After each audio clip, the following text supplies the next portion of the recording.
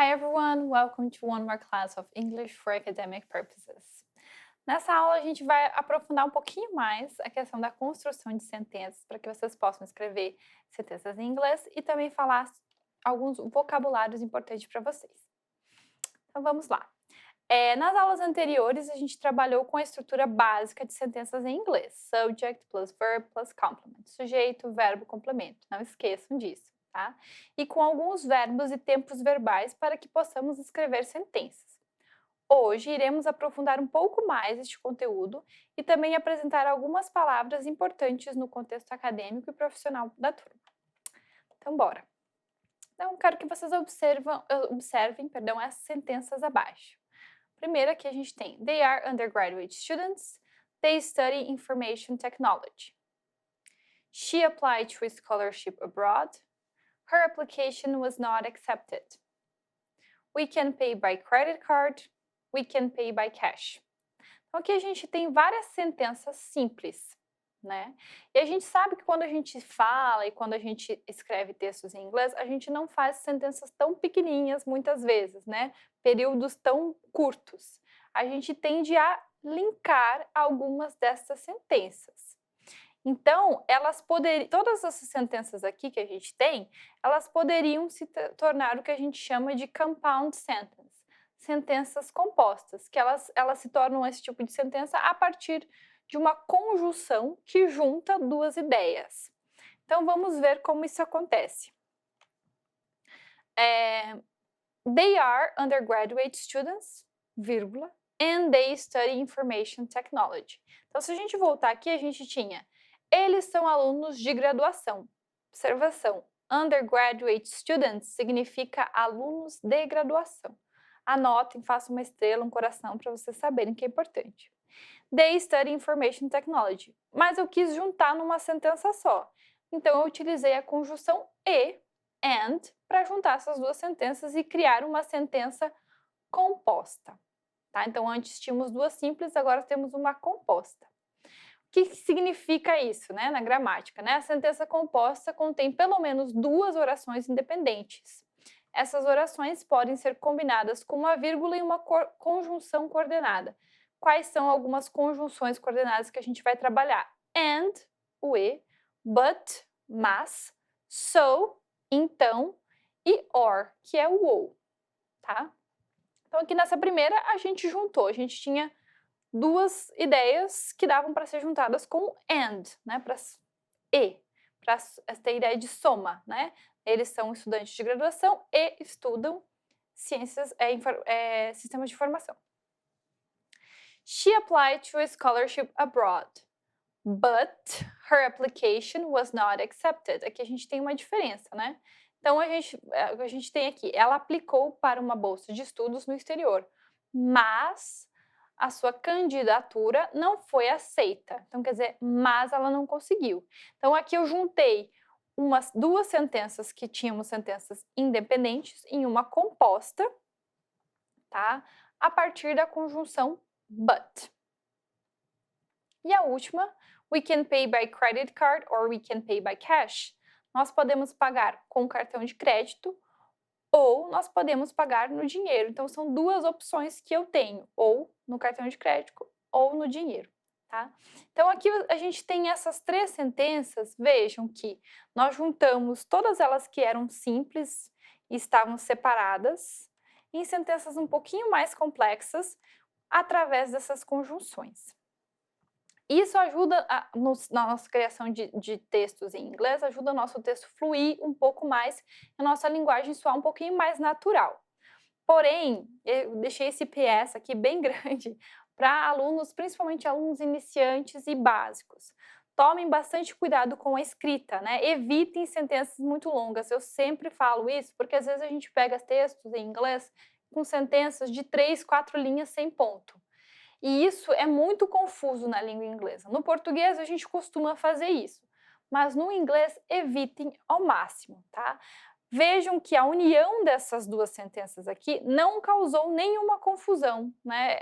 Está claro, eu não tenho uma sentença complexa, uma sentença que eu não estou conseguindo entender, uma sentença confusa, tá? Então, se você tiver na dúvida né? Se eu juntar vai ficar estranho, melhor fazer sentenças simples até você adquirir maior familiaridade com o idioma. Para alunos que já têm uma base, que já estudaram inglês, que já têm uma familiaridade maior com o inglês, aí eu convido para que vocês explorem essas conjunções, tá? Para que vocês possam deixar também o texto de vocês mais fluido, mas também tomem cuidado com sentenças muito longas, para o texto não ficar truncado. Tá? Então, isso aqui é importante sobre as sentenças compostas, tá? Lembrem-se das conjunções and, but, so, or. E or, né?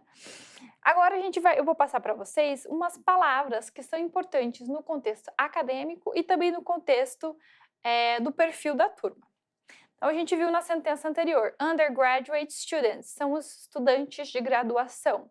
Vocês estão vendo aqui essas palavrinhas, vamos chamar de palavras, né? Em vermelho entre barras. Na verdade, não é exatamente uma palavra, né? É a forma como a gente fala esta palavra, mas isso aqui não é oficial, não é de acordo com o alfabeto fonético. Eu costumo fazer isso para ajudar alunos iniciantes a conseguir pronunciar essas palavras de uma forma mais fácil, tá? Porque a gente sabe que às vezes parece uma coisa no inglês, mas quando a gente vai falar, o som é um pouquinho diferente. Então, eu convido vocês que escutem, né, essas palavras e repitam também para poder fixar a forma correta da pronúncia. Ok? Então, vamos lá. Undergraduate students, estudantes de graduação. Vejam, undergraduate, undergraduate. Students, students. Ok? Então, repetindo aí. Undergraduate courses, os cursos de graduação. Undergraduate courses. Ok? To study é o verbo estudar. Cuidado, a pronúncia. Study, study, study. Eu também posso utilizar como um substantivo, né? O study ou studies. No singular, estudo. E no plural, estudos. To research, pesquisar. Ou também pode ser o noun, o substantivo pesquisa. Research. Ó a pronúncia. Research. Research. Quem faz a pesquisa são os researchers. Os pesquisadores. Researchers. Ok? Observem aqui a forma que eu coloquei para vocês conseguirem pronunciar. O mesmo, né, o sinônimo aí próximo de researchers são os scientists. Scientists. Ok? Os cientistas. University. University. Ok? Universidade. Library. Library.